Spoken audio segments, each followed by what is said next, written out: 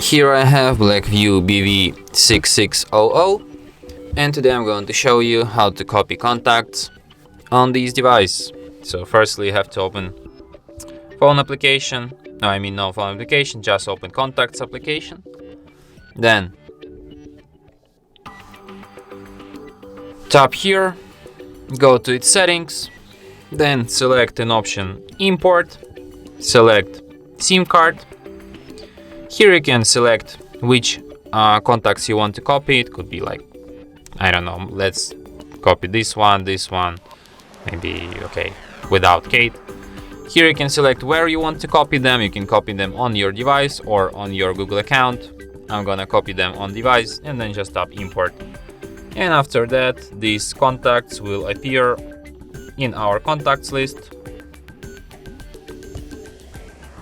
So yeah, I have a lot of contacts here.